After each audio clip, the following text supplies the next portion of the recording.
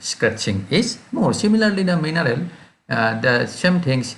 Hardness is defined as the resistance of a mineral to abrasion and scratching. Okay. So hardness of the mineral depends on the chemical composition and the atomic bonding also. So it can be determined by rubbing, scratching a mineral of unknown hardness against one of known hardness. So there is a hardness scale. Okay, we in our laboratory we have a hardness scale box where we have 9 mineral. Okay, so based on the hardness of this mineral or known mineral, we try to identify the hardness of an unknown mineral. Okay, so this is called Mohs hardness scale. You see, this is Mohs hardness scale. There are 10 mineral hardness 1, 2, 3 up to 10. Okay, now talc is the softest mineral. Okay, then gypsum, it hardness is 2. Then calcite hardness 3. These are the important. Okay, this should be remember for the practical class as well as the other study. Okay, so now if you see quartz, the hardness is 7, diamond hardness is 10. That means diamond is the hardest mineral in the earth. Okay, now a rock composed of quartz or orthoclase, these two will be harder than a rock composed of calcite. So definitely a rock called marble, which is, or limestone, which is composed of calcite, is less hard than granite, which is composed of quartz and orthoclase. So these are the scale. This 10-point scale, we call them Mohs hardness scale. Okay, so talc and gypsum you can sketch by a fingernail. Okay, simply. Calcite, fluorite, apatite, you can scratch by knife. Okay, orthoclase and quartz, okay, sketch by knife scarcely. Okay, you can do it, but with a more force. Topaz, corundum, and diamond, even not scratched by the knife. It is more harder. So these are the 10-point scale of hardness. So we know the hardness of this. In a hardness scale, there will be 10 mineral. Out of this, in the hardness box, we have 9 mineral. Of these 9 minerals are there. Now we take the example of any mineral whose hardness is to be determined. Suppose I have a mineral called say magnetite. Okay, I want to determine the hardness of this magnetite. Now what I'll do, I'll first try with the gypsum, because talc you need not to do it because it is the softest mineral. Gypsum. Now I scratch the magnetite, suppose magnetite or hematite. Suppose I am taking the example of hematite. Now I take the sample hematite mineral, I scratch with the gypsum. Okay, if gypsum scratch the hematite, then I will know the hardness of the hematite is between 1 to 2. Okay, suppose the gypsum cannot scratch the hematite. Okay, the hematite otherwise scratch the gypsum, then I will try with the calcite. Now if I say that calcite can scratch or cut the mineral hematite, then our hardness will be between 2 to 3. So definitely we will try with this like that. So first we try the gypsum. If the mineral cannot be scratched by gypsum, then I will try the calcite. Then we will try the fluorite, apatite, orthoclase like that. Suppose a mineral cannot be scratched by 6, okay, orthoclase. Then what we do, we try the quartz. Now if the quartz scratch the mineral, that mineral, then we call it the hardness is between 6 to 7. So in this way hardness is determined. Okay, get the point? Are you getting my point? How to determine? Yes, sir. How to determine? Suppose you have Yes, sir. a mineral of unknown hardness, you want to determine the hardness. What you will do, you try with the gypsum first. You scratch the mineral with the gypsum. Okay, if the mineral cut the gypsum, then color of the gypsum will be coming to the mineral. Then you know your mineral is harder than gypsum. Then you try the third one, calcite. Okay, similarly you will keep on going unless and until this mineral, hardness box mineral, scratch the unknown mineral. So then we will call the hardness of between this and the previous one. Okay, just 6 to 7 or 7 to 8 or 4 to 5 like that. Okay, so this is the hard. Now hardness has a definite role. If a mineral, if a rock is composed of some of the mineral which are harder, like a granite is composed of autoclase and quartz, so it is a rock will be very much resistant to take the load. It is harder rocks. Okay, if the mineral is rock is composed of this mineral. Suppose a rock is composed only of these two, gypsum and calcite, okay, or calcite, then it will be less harder and it will not taking the load as much as the rock which is composed of this mineral can take the load. Okay, so this rock which composed of different mineral, so this is the composition of the rocks is very much important to know about the strength of the rock. Okay,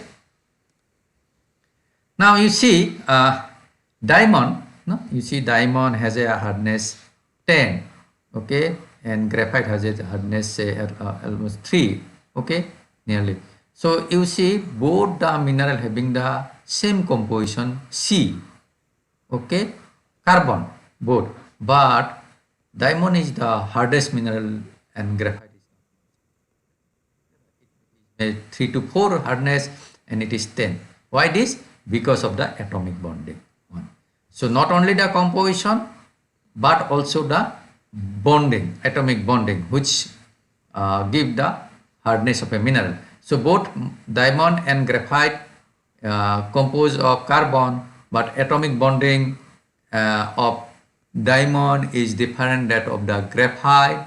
Because of this different atomic bonding, you see here the graphite is atomic bondage is like the sheet. Check, there is gap, so sheet structure, and here it is combination of this, the bonding is different.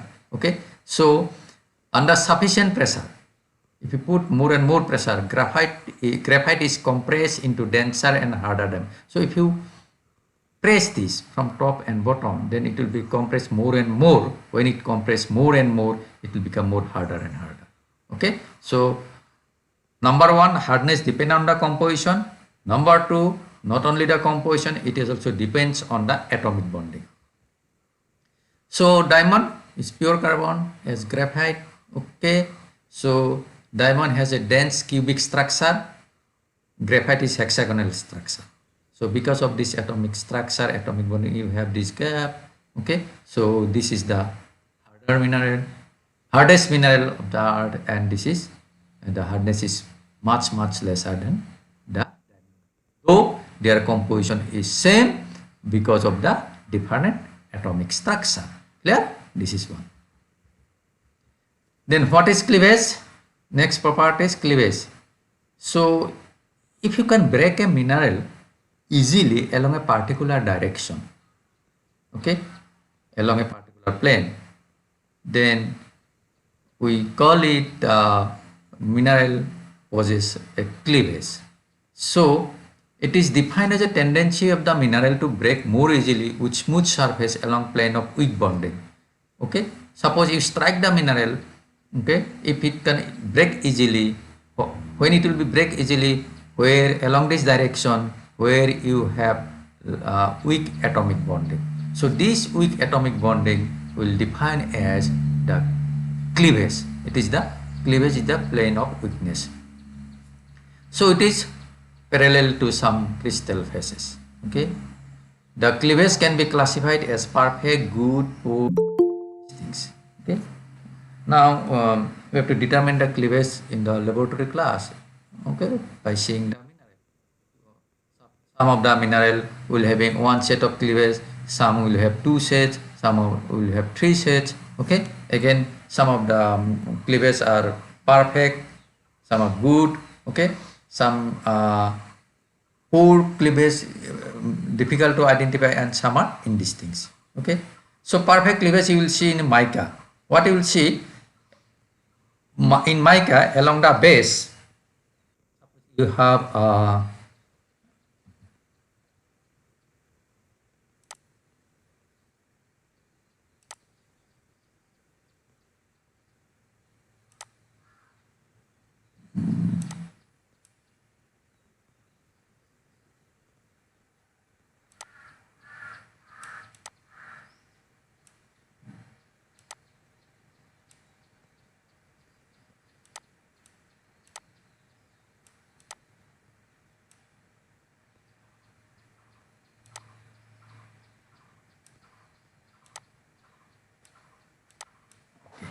Suppose this is the body of the mica. Let's see. Now, what you will have in the mica along the, sorry,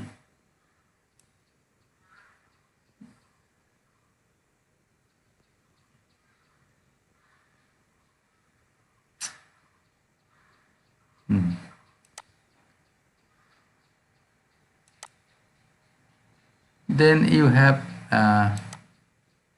another, and you have another layer.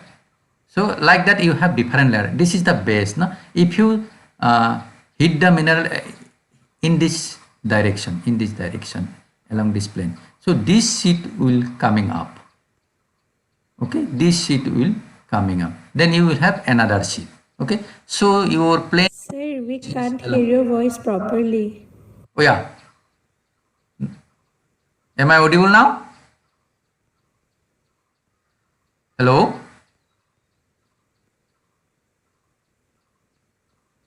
Hello.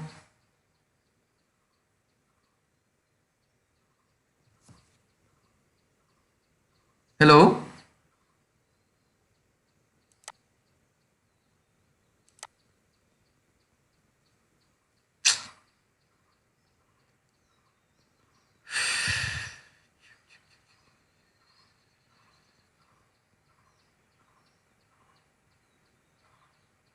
Hello. Am I audible right now? Yes, sir. Okay. Sir, yes, sir. Now audible, sir. Okay, thank you. This is the network problem, na? Yeah.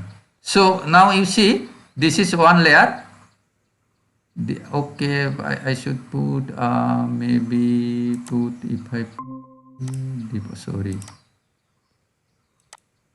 different color maybe there. Okay, so this is one layer. Okay, now another layer. This is another layer. Then third layer maybe, fourth layer maybe. Now if you strike the mineral here, these sheets will come out easily. Then if you strike again, then second sheet will come out. So along this is the base of the mineral. This is the base. So if you strike the mineral on this base, so the mineral will be breaking in different sheets. So these are perfect. Easily in the laboratory you can check it easily. Very beautiful pieces are there.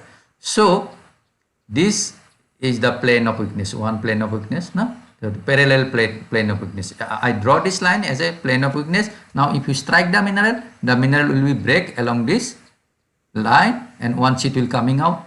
Suppose one sheet will coming out like that. Okay. Then the mineral will be having the next sheets will be coming out. So these are called flakes. Not like our cornflakes, these are called flakes, small sheets. So these flakes are coming out along the plane of weakness, and these are the plane of weakness where the mineral can easily break, and this is perfect. And along the base, this is the base of the mineral. Along this base, these are easily break. Suppose you take the example of your book. Okay, now if you say the base of the book, no, along the base, you can take that one page, then second page, then third page, then fourth page. Is not it? So along the base you can easily turn out the pages, but if you strike from the top of the book, you can't do it. Is it clear? Is it clear? Along the base you can easily Yes, sir. pages one by one. So along the base these are available. Okay, so minerals mica is like that.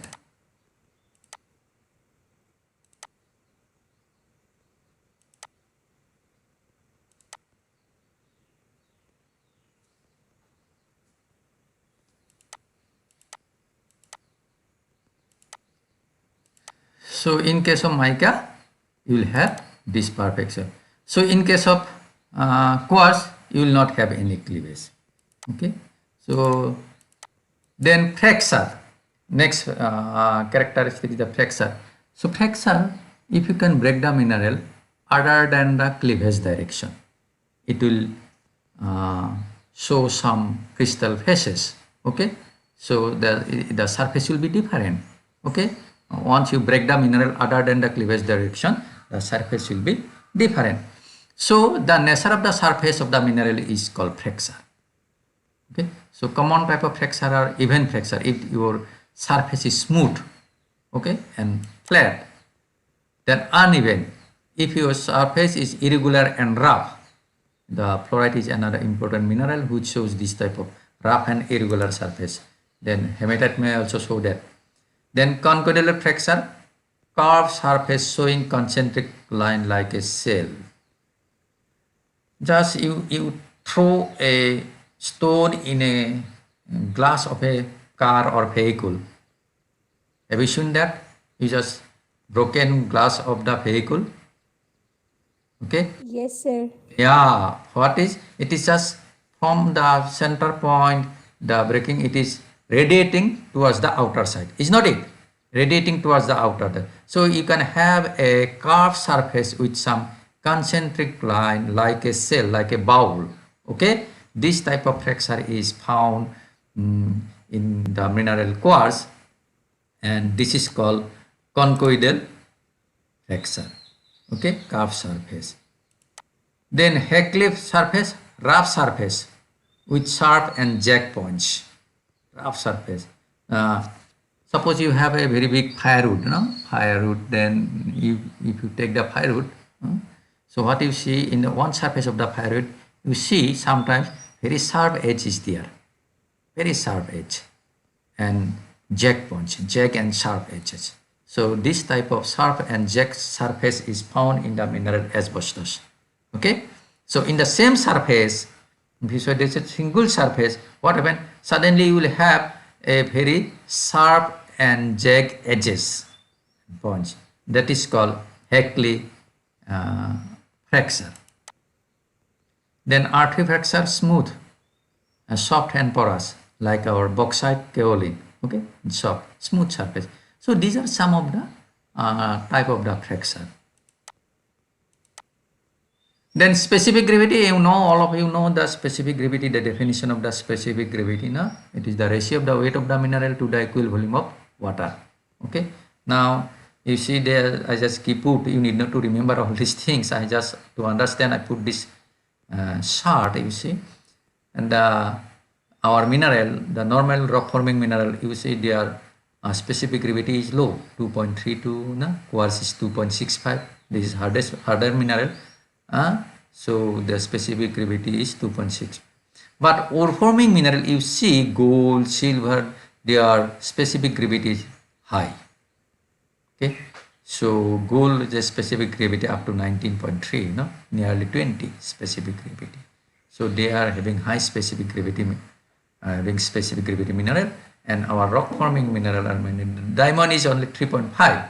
These are low specific gravity mineral. So there is a chart. I am putting only some of the mineral which are their name diamond. Muscovite we will discuss, calcite, quartz, turquoise. These are the mineral which are having specific gravity within the range of 2 to 3. But this ore forming mineral, copper, zinc, their range is more than 7 up to 20. Okay, yes. Then form or habit, we call it a habit, the size and shape of the crystalline structure or form shown by the crystal aggregate. That's form of the mineral. The size or shape of the minerals depends on the crystal and the structure or a form of the crystal aggregate. Okay, what will be that? So based on that, we have different size and shape of the mineral. Okay, so this shape we call it habit or we call it form. This form of the mineral, how it will be looking like, is based on the form of the crystal and structure of the crystal. So there are different form. So acicular, acicular form, needle-like structure. You see, acicular, needle-like. You have the needle. You see here. Okay, these are needles are there. So needle-like structure. Then you have fibrous. Okay, so this fibrous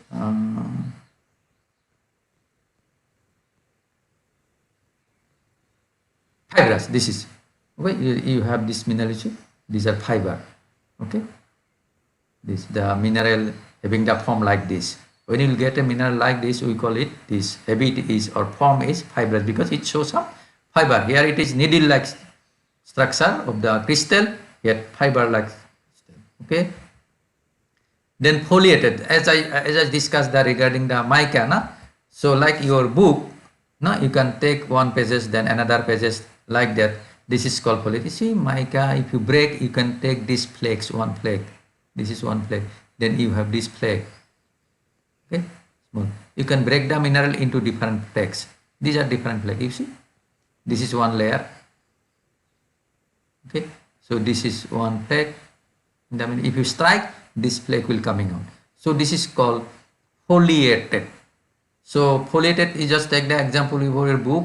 You can take one page, then another page, then another page, page by page, page by pages by pages. So along the base, if you strike, so you will have this. So that type of form is called foliated or flaky because it gives you some flakes, flaky or foliated. Then bladed, okay, knife blade. This is how the crystal is looking like. Okay, like a knife. Okay, sorry. Then tabular. Then tabular means you have a broad flat surface, gypsum or feldspar. Okay, so this is tabular, is top of the table like. Then columnar, you have the column crystal. Okay, so you see, like the column of the building, the crystal is like that. You will have the column of the crystal in the mineral. Okay, so tourmaline is the example. Granular, you have small grain, equidimensional grain. Okay, chromite is example. These are the minerals which are in our lab. You can check it. Okay, granular. Okay, so this is, you will have equidimensional small grain. Okay. Then another is massive without any shape. Okay, so granular, then you have massive, then rain form. Okay, this rain form. Then pisolitic, you will get it in the bauxite if you have a mineral with the surface showing some lead shot whose size of the granule is that of the size of a pea. Okay, pea you know, no? Motorma.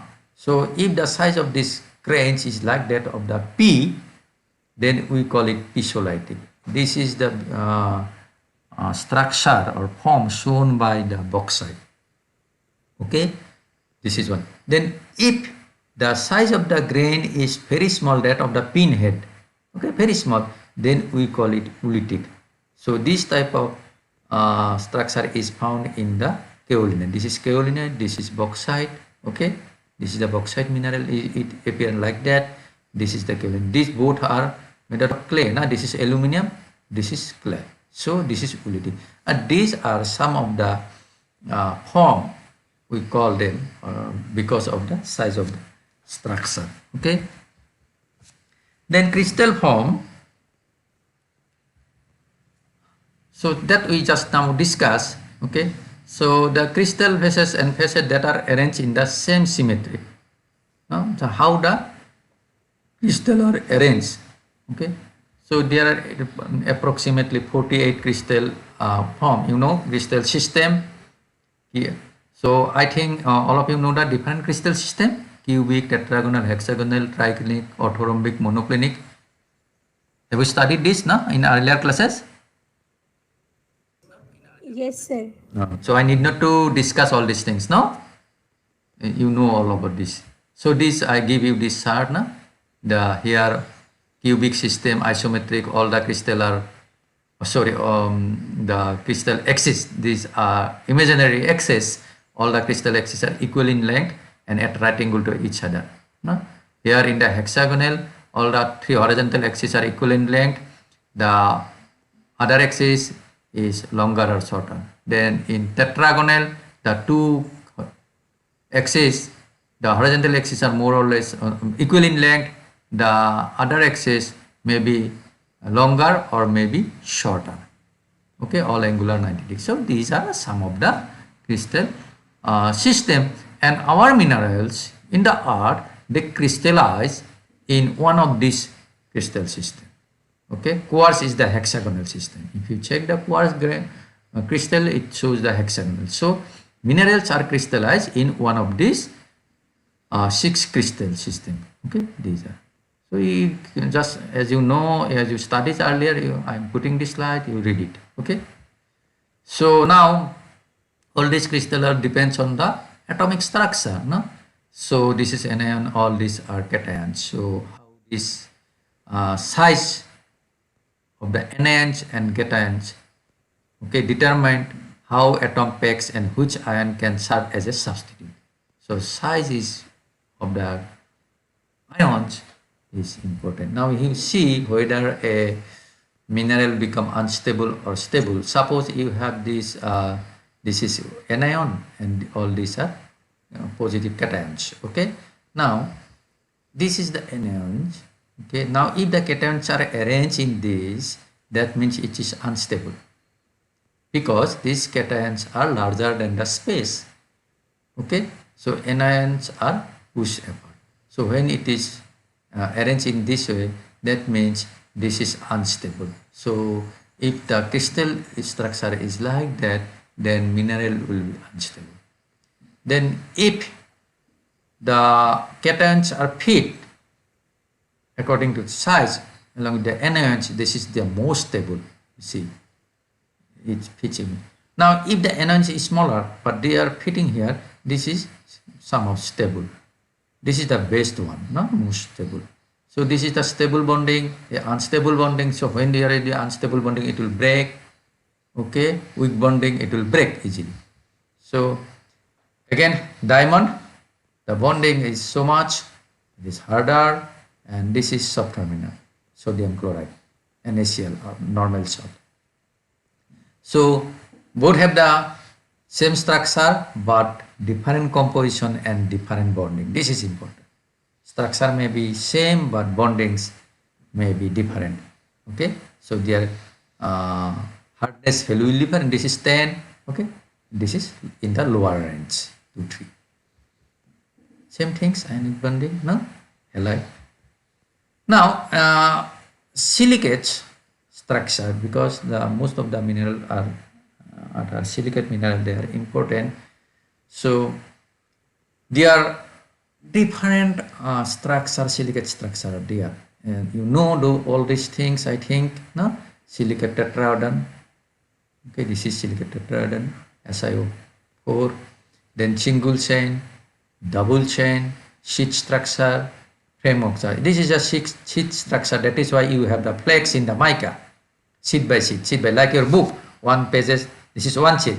Below it another, page number 1, page number 2. So 2 different sheets. Along this you have a weak bonding. There is no connection between page 1 and page 2, because I can lift the page 1, then I can lift the page 2. Okay, so same things here. So different one. So SiO4 tetrahedron, although it is a geometrically balanced, it is not charge balance.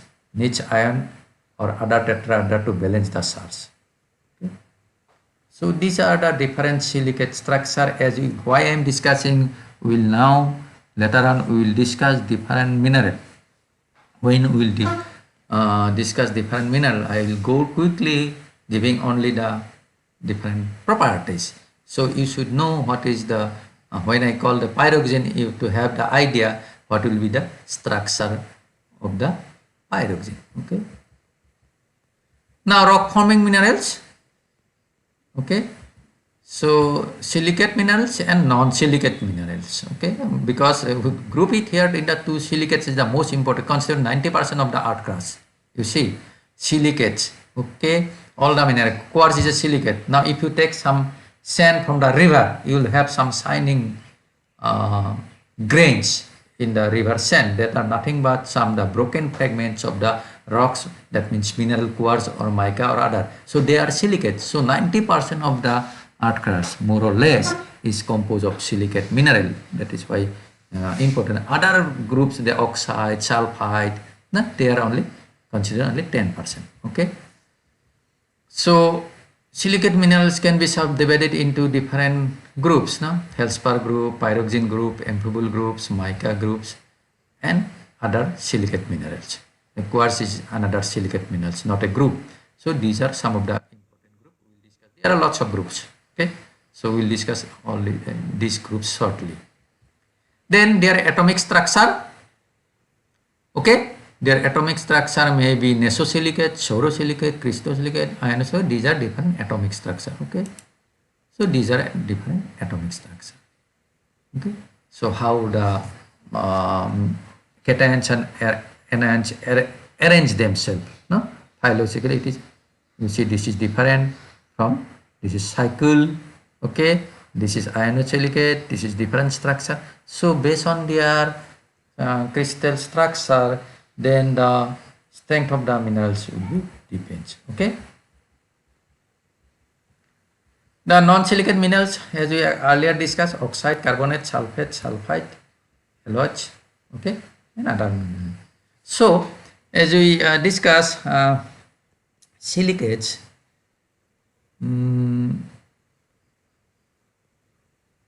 are the most common and important rock-forming mineral of the earth.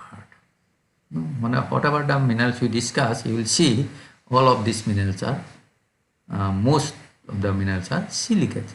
Right? Silicates, they compose of a combination of SiO4 tetrahedron and cations. So cations may be potassium, sodium, calcium, magnesium, iron, aluminum. And I told you in the earlier that there are mainly 8 elements. Okay, they form the bulk of the earth crust composition, bulk of the composition of the mineral. That means the mineral compose the rocks, rock compose the earth crust. So 8 elements you see, 1, 2, silicon, oxygen, 1, 2, 3, 4, 5, 6, 7, 8. These 8 elements, these are 6 cation and these are the SiO4 tetrahedron. Okay, so these 2 and these 6, they form the bulk of the minerals. Okay, so this I am not going to discuss. Okay, these are the principal building blocks. Si will be in between. They will be arranged. How they will be arranged, they give the strength of the rocks. Okay, so now we'll discuss that one group. We call it quartz group, not a quartz group. It's called a quartz. Okay, this is an important rock forming mineral, quartz. Okay. It is non-metallic refractory minerals. It is silicate group, silicate mineral. So what is the composition of the quartz is SiO4. Okay, SiO2. Sorry, quartz is SiO2. So what is the physical properties? So I go quickly with the physical properties. So what is quartz? Quartz is the most important rock forming mineral. Okay, most important rock forming mineral, and it is a silicate minerals having different their polymorphism. Okay, so physical properties of the quartz: crystal system is hexagonal. You know now what is hexagonal. It is habit or form is the crystallines. Okay, color: quartz is generally colorless, but it shows different color: white, red, green, blue, and different mixture. Okay. Streak. What is streak? Color of the powder of the mineral. Okay, color of the powder of the mineral. Now, if it is colorless, then streak will be colorless definitely. Now, you will have white streak in the colored variety. So, maybe if you have a red, green or blue quartz, then when you rub it in the porcelain plate, you will get the streak is white. Fracture conchoidal. No? It is having a cell type of fracture with a concentric line radiating from a point. Hardness is 7. That means it is a very hard mineral. Specific gravity low. Issue 2.65 to 2.66. Okay. It is a transparent mineral. More or less transparent. If it is pure but semi-transparent or sometimes opaque, if the impurities are there and if the impurity present, the colorful mineral. You see, this is the crystal of the quartz Si2. Okay, so this is the hexagonal system. Okay, now these are the transparent quartz. You see, pure quartz. Okay, now if some impurity is present, then it will show different color. Okay, different color. These are all quartz. Now quartz, when heated, it is transformed into different temperature variety. We call it polymorphism. Polymorphism means its composition is same, it form, its forms are different. Okay, polymorphism. It shows in different form or different habit. No? Now, having a quartz, you see, if you heat the quartz after 970 degrees centigrade, it will go to another minerals, another form of the quartz. It is called tridymite, but composition is same. So after 4.7 1470 degrees centigrade, it become cristabolite. Okay, it become cristabolite. So 4007, and when it reach the 1713 degrees centigrade, okay, it will melt. It will melt. So if you take back where from we get the quartz, it is a crystal, it is a mineral, it is been formed from the melt, na? When cools. So when it cools, after reaching this point, it become cristabolite. After reaching point, it become tridymite. After reaching this point, it form a crystal of quartz. So these are different polymorphism of quartz. Change of pressure, it show different mineral. Change of temperature, show different mineral. So when it reach 1700 degrees centigrade, it become liquid. Okay, so when it reach 900 degrees centigrade or below that, it become a crystal and we call it quartz. So these are the polymorphs. What are the different polymorphs of the quartz? Tridymite, cristabolite, stishovite, coesite. These two are the pressure varieties. These are the temperature varieties. So all are the polymorphism of the quartz. Now, as you say, pure quartz is always colorless. Okay, so any presence of impurities may give the mineral a characteristics color. Na? Amethyst, purple or violet. Smoky quartz, shades of gray. Milky quartz, light brown and pure white. Rosy quartz, rose in color. Now, if you see, you see this mineral, you see this mineral, okay, amethyst, because of this beauty, na? Because of this color, people use this as a ring or other things. Na? Sometimes if you go to the astrologer, they will refer to you some gems. Okay, so you should take these gems, you should wear these gems. These are nothing. These are nothing but some of the mineral of different breed. Now, the thing is that a pure quartz is colorless. You will get the color when there is an impurities. Okay, there is an impurity. Now, a mineral which is itself having some impurities, how we can save us? Okay, so people use this as per the advice of the astrologer. So this is not the things like that. Okay. Now again, these are cryptocrystalline. That means they are not well developed crystals, no? Amorphous or coaxialuster. These are okay. Again, these are different names: jasper, flint, opal, shard. Okay, these are the different type of cryptocrystalline varieties of the quartz. And these quartz, they have not shown a oil developed crystal base. They are amorphous or waxyless. Okay. So primary quartz are formed from the recrystallization process. Okay. So recrystallization process is that, that means from the forming the crystallization from the melt, if the melt cools down, okay, or some of the precipitation. If you have a mineral rich in silicon melt in a lake or in somewhere else, if it precipitate there, it will form some of the mineral. Okay, so these are the mineral chalcedony or pulsar. These are the secondary quartz mineral. These are formed from the precipitation. But primary quartz, these are formed from the cooling and formation of the crystal solid during after the cooling of the melt. Okay. So these are quartz. You see different type of the quartz and different color varieties will have. So where the quartz occur? It occurs in all type of rock, igneous, metamorphic, and sedimentary. So it is one of the important rock forming mineral. Okay, if a rock is composed of quartz, then you will know the rock will bear a higher strength because hardness of the quartz is 7. It is very hard mineral. Its crystal structure is good one.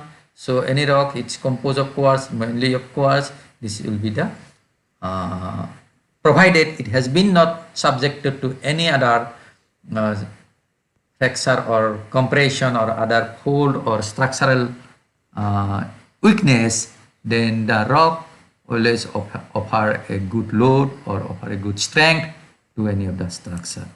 Okay, so it can be used as a semi-precious stone. No, so people, as I told you, the people used to wear the amethyst, no, as a ring or as per the advice of this astrologer. But remind you that as a student of science, this amethyst, all this cannot give you good things. It is used only for a beautification, ornamentation purpose.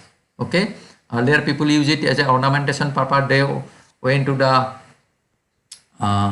jungle or any of the rocky terrain, they get a beautiful stone, they take it out, use it because of their beauty.